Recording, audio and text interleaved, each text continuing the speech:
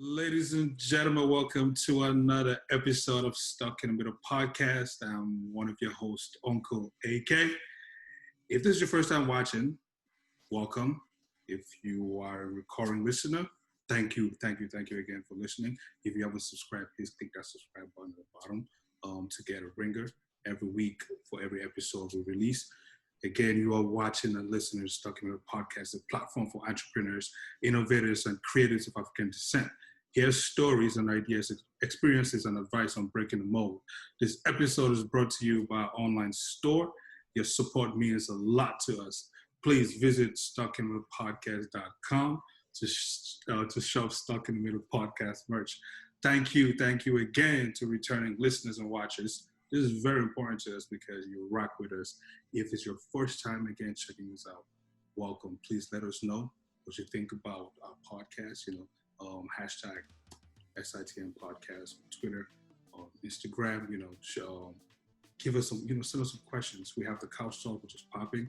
That comes every other Thursdays, hosted by none other than Reflex. Send us your questions, send us ideas, something you think will be good for us to talk about. We have our blog post as well, the section. Shout out to Manan, shout out to my bangers, check them out.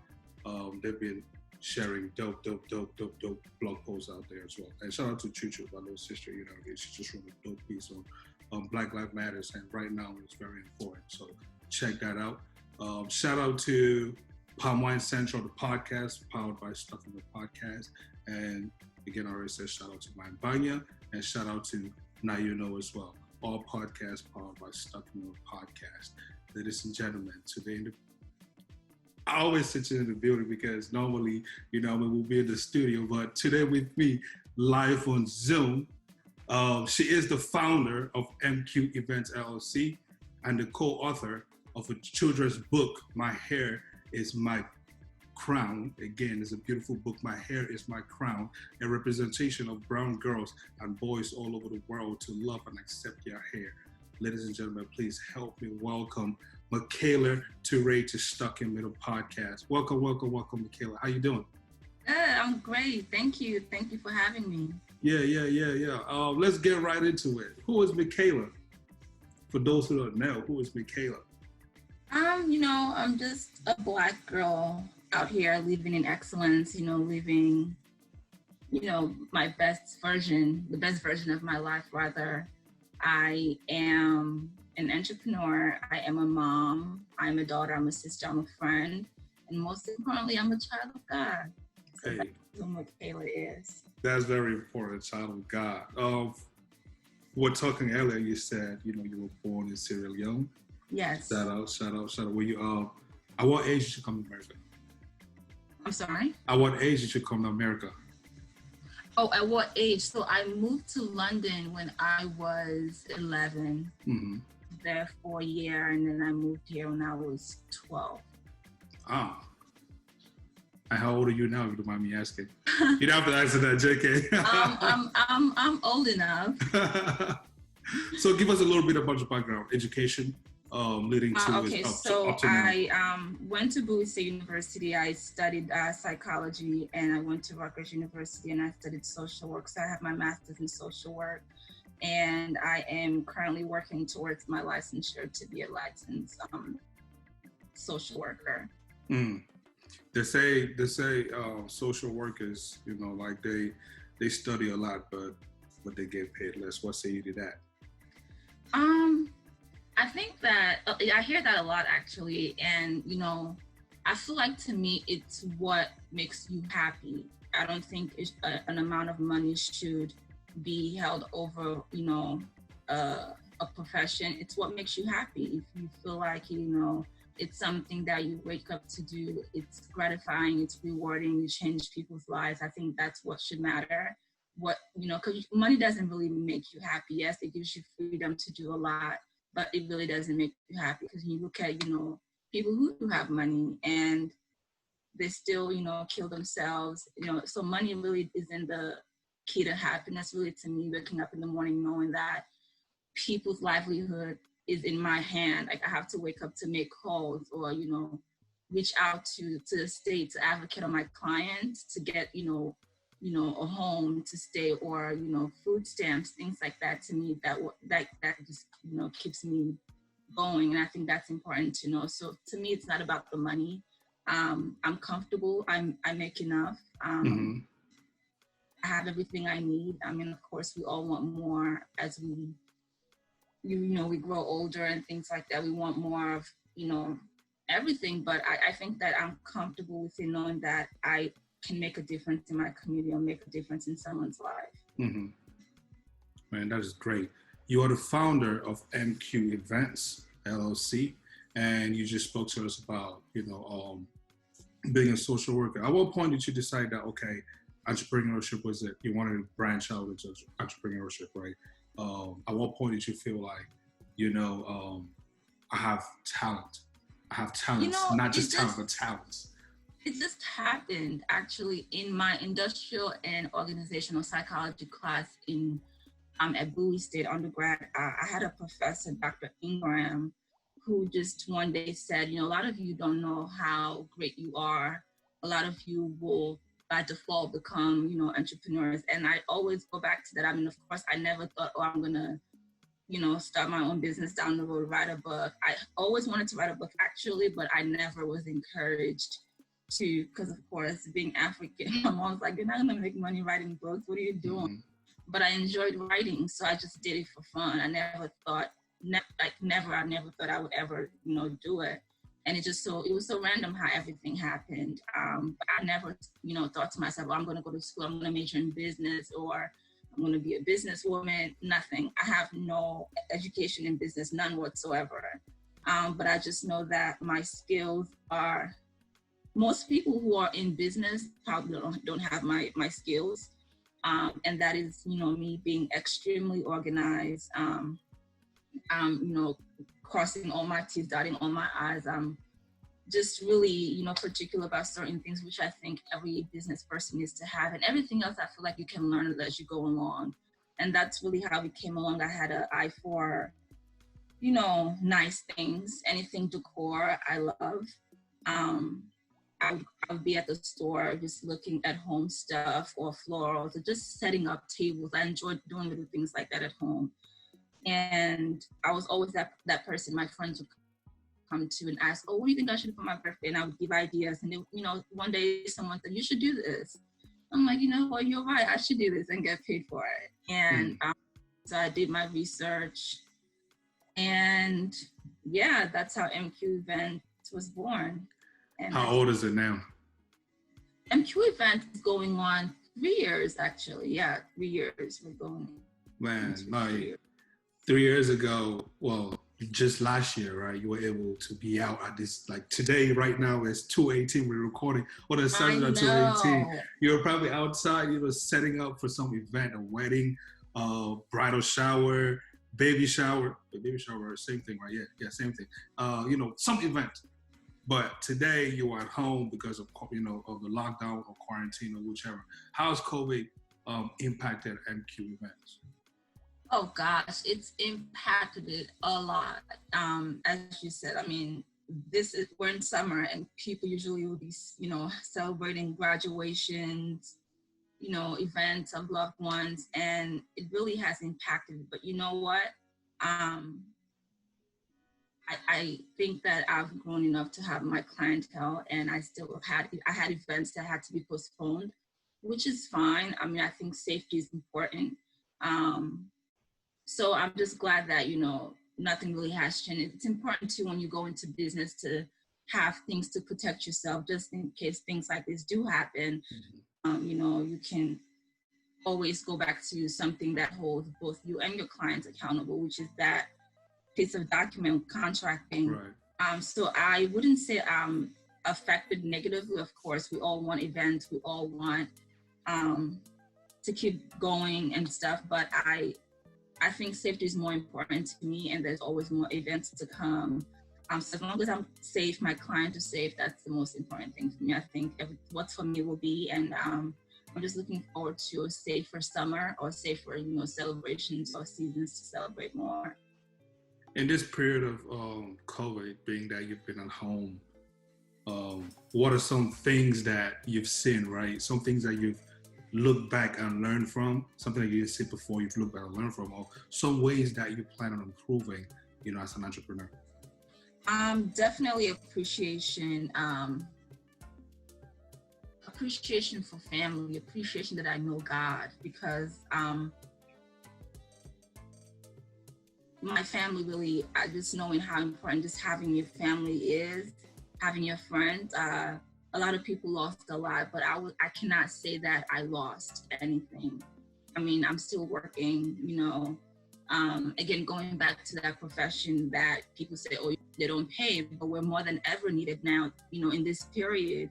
I'm still working. I still have family. I still have support. We're healthy. I'm just grateful to God, really.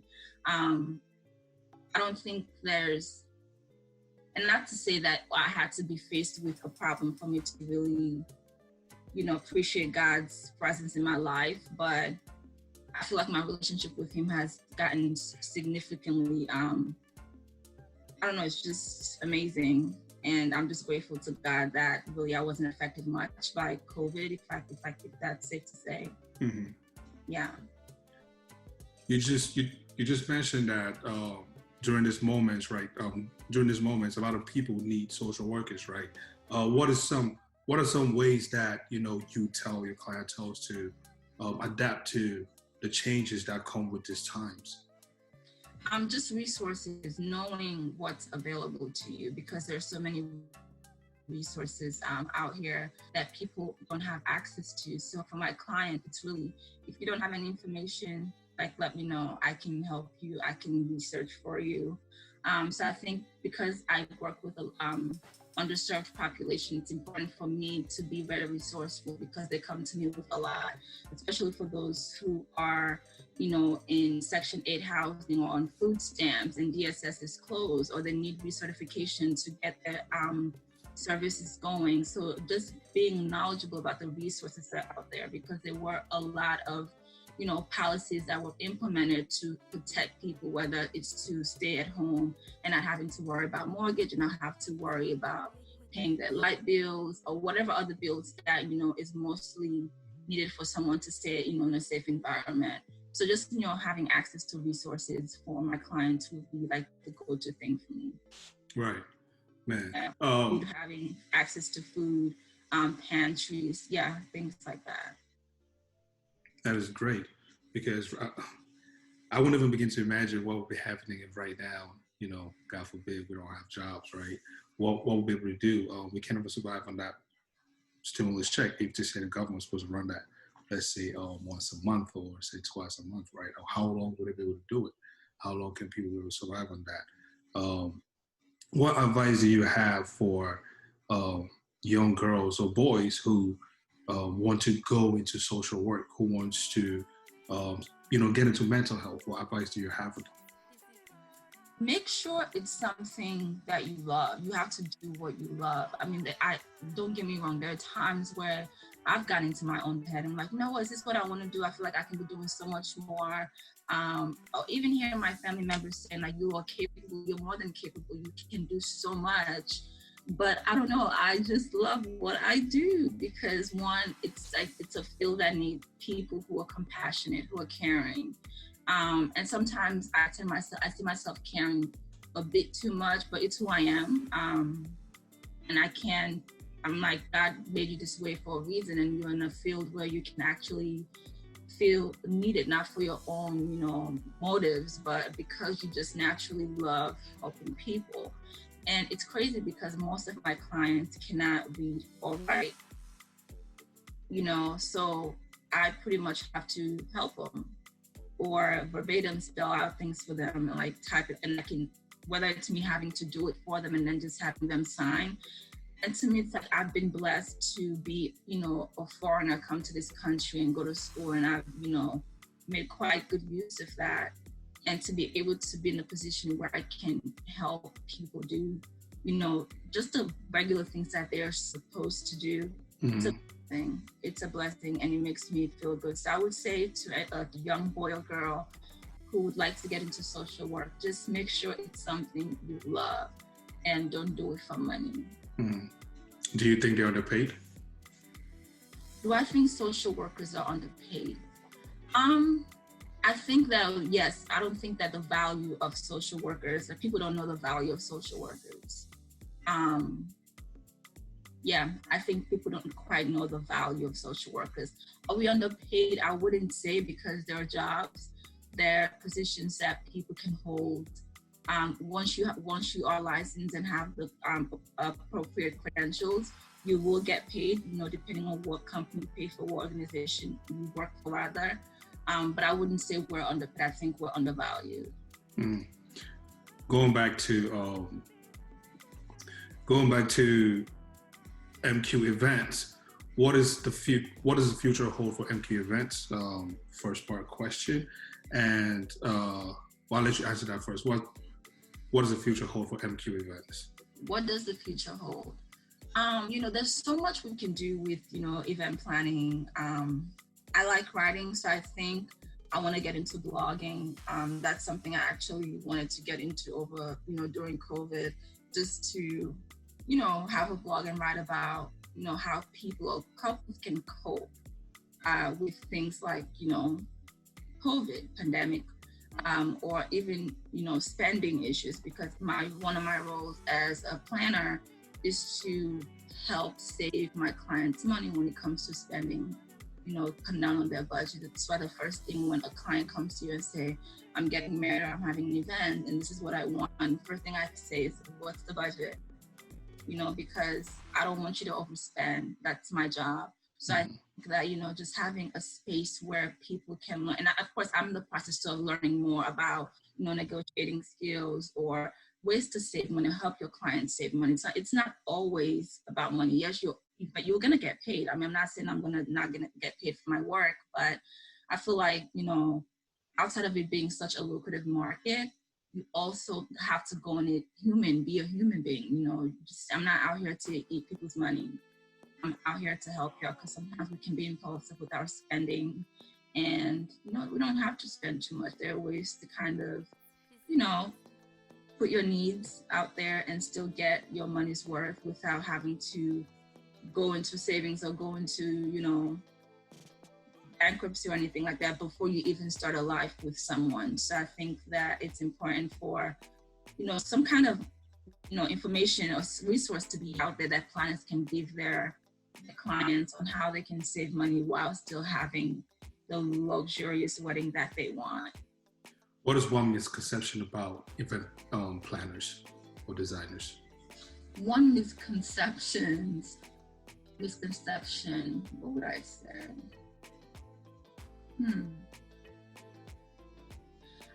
I wouldn't say there's a misconception, but I think that it's a way maybe we market ourselves. Sometimes we market ourselves as event decorators, event planners, and people don't really quite understand what the two are. Just like social work, pretty much. So people come to us thinking we are event decorators, that we do the entire, like we design the wedding. No, we do not. We don't do that.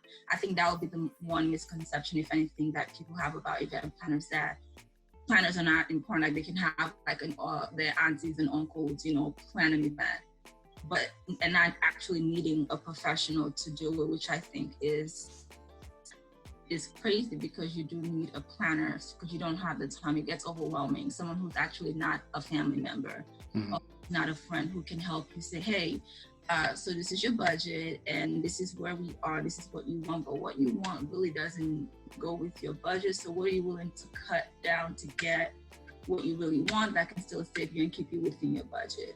What certification do you need for this? Like, what do you need, some kind of formal education for this? I'm sure that, there are certification courses that people can take.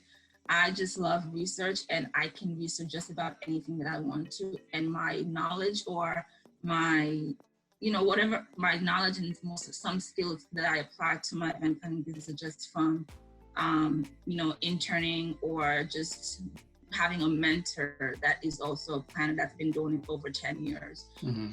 Don't have a professional certification or anything like that. It's just, I'm awesome at what I do. Mm-hmm. And I learned it. What are 5 key things every event planner should have? Definitely excellent communication skills, excellent organization skills, friendly but assertive. Um,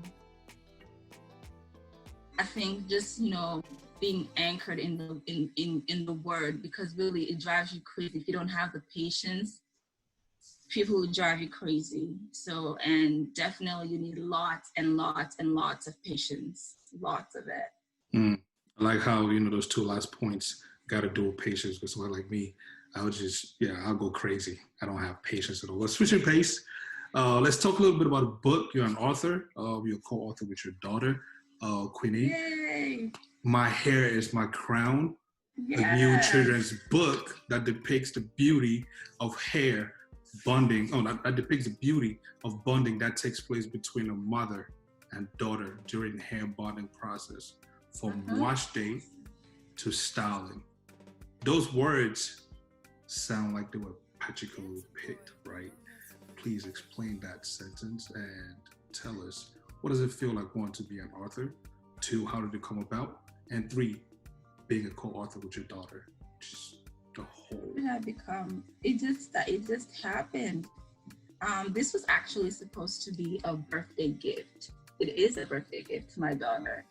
And I decided to self-publish because I knew a lot of moms or parents, caregivers all around the world were dealing with this. And I was not the only one dealing with, the wash day process. And if you know about, the wash day process, you would know that it is not a fun idea for kids. Kids are terrified about getting their hair washed.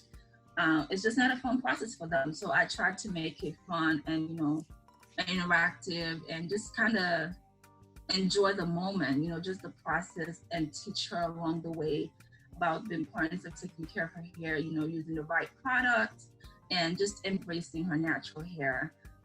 So this is how My Hair is My Crown, came about. Could you hold it up a little bit more? Yes. Thank you. You're welcome. Here it is, My Hair is My Crown. Yeah, so my daughter, actually, the reason why I wanted to gift it to her was since she was born, actually, I've been writing her. I write, not seriously, but I write, here and there, just for therapeutic purposes. And I, knew that, sadly, that would be one of the things she probably would have to deal with, where she may question her beauty because, she's not society's standard of beauty. She's a chocolate, girl, beautiful, curly hair. And, one day she came home asking, your kids grow up and they see things on TV, Disney, whatever, and it's mostly, Elsa things, characters that does not look like them. Right. Yeah, we have Tiana, but Tiana is really the only one that we have. So she came home asking why she couldn't have long hair like Elsa, Moana, and all the other popular Disney princesses. So I, to me, at first I didn't know what to say, so I had to kind of tap into my creative, world and say, how can I explain this to a 4-year-old? She's now 5. Yeah. How can I explain this to a 4-year-old to teach her that her hair is beautiful, her hair is magical, and that's just really what happened, just the different things you can do to it, and I just realized too that for me, it was a moment for me to kind of tap into my own insecurities as well, as to why maybe I didn't wear my hair out enough to show her that, or was there something I was dealing with? And then, it turned out to be, of course there was. There was this thing where I hadn't fallen in love completely with my own hair due to, just growing up and my family putting fake hair in my hair, just not really embracing or knowing or falling in love really with that part of me. And that moment just was a reminder to tap into that and just enjoy the process with her. So it wasn't only, it was me teaching her the importance of taking care of her hair, using the right products and embracing it, but it was also, a lesson for me because that's something I hadn't done. And not to say that I don't wear wigs or weaves or anything like that, but just having the ability to change it up or switch it up sometimes, um, it's a reminder that you still have to take care of your hair, Mm-hmm. be in love with it, because when the wig comes off, when the you know the the wig comes off, you still have to deal with who you are in whatever state it is, whether it's short or long. So that was my reason really to write the book, to just teach her that um, her hair is beautiful. Yeah. Tell us about your daughter, Quinie. Tell her. Tell us about her. I'm sorry? I said, tell us about your daughter. Tell us about Quinie. Quinie is this 5-year-old beautiful child God blessed me with. Very vibrant, great personality. I mean, she's a joy to be around. If you meet Quinie today, you would just fall in love with her because she just has that personality. Sometimes I tell people, I'm like, she makes me speak to people because I'm so reserved and so quiet. And she's just like this, social butterfly. And yeah, she actually just graduated pre-K. She's going to kindergarten. So congrats to her. Blessing. She's just a wonderful little human being. Yeah. So you self-published this book. What was that process like? I know you had a lot of questions. You had to do a lot of Google search on how to self-publish. What was that process like? What is one or two things, right, you would like for those who want to self-publish to know going into that, trying to take on that? It takes a lot of work. It takes a lot of patience. It takes a lot of long nights. It takes a lot of encouragement. It takes a lot of just pushing yourself, determination. And yes, you will have people around you saying, yes, you can do, but you also in your mind have to know that your story is important. Like what you have to share, the world needs. And even though I kept saying to myself, there were times where I'd beat myself and just say, oh, there's so many books about, hair out there. And then of course, it's not a competition, but there was another book out there, a children's book too. And the author had like a huge platform, but that still didn't stop me. I forgot the name of the book. But that still didn't stop me from going after this, and because it's so personal, and this is something I'll forever cherish because I did it not only for young Black girls and boys all over the world, but for my own daughter who dealt with something, I can't imagine. And now, I can't even, now it just makes me so happy when I see her sometimes go in the mirror just randomly talking, giving herself words of affirmation that I'm beautiful, my hair is beautiful, I'm strong, I'm beautiful, I'm kind, I'm a leader. Things like that makes me happy, because just through the process, I would ask her questions like, what did you think about the cover? I just didn't go ahead and say, oh, I'm going to do this. Each process of writing this book, I made sure she was involved. We chose the cover together. We chose the back cover together, the picture and the back together. So I wanted her to be a part of it. So her name isn't on there because I wanted to put it on there, but because she really impacted the storyline and what this book is. So for anyone who would want to self-publish, just make sure you have a reason and know that your reason is important, and do not let anyone deter you from what your story is, because only you can tell your story. There's an example of self-love, right? Manifesting at home. And also when they say charity begins at home, right? This is an example of that. You're not just teaching love to love herself, but also you giving that entrepreneurial spirit, right? She's learning firsthand what is it to write, yes. You know what I mean? And also what is it to self-publish a book, right? For those who do not, for those who never went through self-love at home, right? Who never had the opportunity to see what self-love feels like, what message do you have for them? What can they take away from this? If you have a relationship, I don't know I can't really say what people's relationship with God is, but to me, I think it's been an ongoing process to finding myself and becoming whole. I think once you know who you are in God, once you know who God is and what He wants for your life, I don't think anyone can tell you differently. And that's really where I am currently, just learning. Like, my relationship with God really is the number one thing in my life right now. Just knowing who I am in God and how he sees me. That's how I want to see myself. Not how the world sees me, not how my mom, my dad, my friend, or whoever sees me, but how God sees me, because the plans he has for us is like no other. Like, really, what we have for ourselves is just our plan, but really what God has in store for us is bigger and greater than what we can imagine for ourselves. So to me, when I think about myself and think about self-love, I just think about how does God see you? If you see yourself how God sees you, there's nothing anyone else can tell you. There's nothing the world or society can tell you about, the standards of beauty or anything like that, because it doesn't matter at the end of the day. All that matters is your relationship with God, and the relationship you have with him is the most important thing. So yeah, that would be my answer to people. If you've never felt love, just search and ask God to reveal how he sees you. With everything in life, there's always struggles, right? You always gotta go through, those hard times to reap the benefits, from what you're sown. With MQ events, with I'm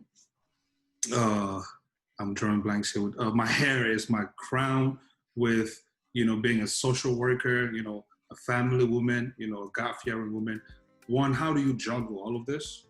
I know you mentioned that you were very detail-oriented, right? How do you juggle all of this? How do you allocate time for each and every one of these? Mind you, you were trying to, help other people understand your process, your thought process, how you're juggling through these things. And also too, tell us a point in time when you really felt like, man, this is really getting too difficult. I want to throw in the towel, and you didn't. And how did you find your way, out of that situation? Balance is important. And I would say, how do I balance it all? It's really by the grace of God. Really, it's not easy at all. But I keep a to-do list. I don't always get to cross off everything on my to-do, but I am intentional about making sure the most important thing is at the top, and I go down to the least important thing. I have my family and my friends are my support. Outside of God just granting me the grace to really look like I have it all together, my family, I cannot say I'll be able to do it without my family and my friends. They really are my support system. I have two best friends who are extremely supportive of me. I can go to them today and say, guys, I want to do this. And they're like, oh, you can do it, Maya. Like, Maya's my middle name, by the way. So they'll like support me regardless, and same for my family. And my aunt has been my rock when it comes to watching my daughter when I have to go somewhere. I have an event, I leave her with my aunt 24 hours, come back the next day, and no complaints, nothing. And I think that one thing that I do love about myself is that I'm not afraid to ask for help when I need help, because I can't do it alone. That's big. It gets overwhelming. I cannot do it alone. Just asking for help or just saying how I feel, just venting, say, guys, this is how I'm feeling. This is how I feel like you can support me. My friends and I are very open on being transparent, and I feel like transparency, has helped me a lot with healing and becoming whole, or being in the process of becoming whole, because you can't do it all on your own. You just have to ask for help if you need it. Mm-hmm. What you can, and ask for help, or leave the rest to God, because it says that you've tried. But I'm just so grateful for my support system, because really without them, I don't think I'll be able to balance much at all. Right. I'll hit myself and I'll ask you this question before, we close this recording. Mental health in Africa. We know the stigma, right, shit with mental health in Africa. How do you feel about that? Do you plan on making any works, in Africa, in Sierra Leone, when we talk about mental health? Talk a little bit about, mental health in Africa. Yes. Oh, that is so personal to me. At first I couldn't explain what it was. Growing up in Sierra, I remember like when people would be sick, mentally ill, and we didn't even know what it was, but there was, people just assume they're witches or whatever, and like they'll throw rocks at them. And I never understood it until I got older in my studies, and I said, whoa, this is something that we need to teach our people about. This is something, an initiative, something that we need to do. So yes, to answer your question, I haven't been back in Sierra Leone. My family plans on going this December. I'm not sure if it's still happening with everything going on. But yes, that's something I have looked into. But because I haven't been back in such a long time, I think that it would have to first start by visiting. Mm-hmm. And just observing, asking questions, talking to people. But my mom and I do have a nonprofit organization called Angels to Angels Sierra Leone, which is a nonprofit organization that empowers girls. We sponsor girls to go to school. So I would start there, just the mental aspect part of it, like how do people, because it's a lot has happened with, especially Sierra Leone. Africa alone is another thing, but especially Sierra Leone, I would want to start from there because that's where I'm from, and just dealing with the traumatic past that we've had with the wars. I would like to start there. How have people coped, and have people really coped with that? And I don't think we have. Even for some of us here, I mean, even me, I was affected by war, and I don't think that I've fully dealt with it. I think in a sense, I do a good job at pushing thoughts like in the very back of my mind where I don't even think about it because I don't want to, and just think about ways I can deal with it. But yes, that's been in my mind forever. Like, what can I do to give back? Because I think that the country has lived for a long time in a place where, we just deal with whatever we're faced with. But I feel like it's really not in a therapeutic setting, or where we actually get in depth as to how people feel, or why they do the things that they do, and how really it's affected generations. I don't think we've quite healed from the war. I don't think we have at all. I don't know if that topic has really been even touched. The women that were raped, the men, the amputees, the women or men who got their arms or limbs amputated. It's just a lot that needs to be talked about. So yes, that is something I plan on doing.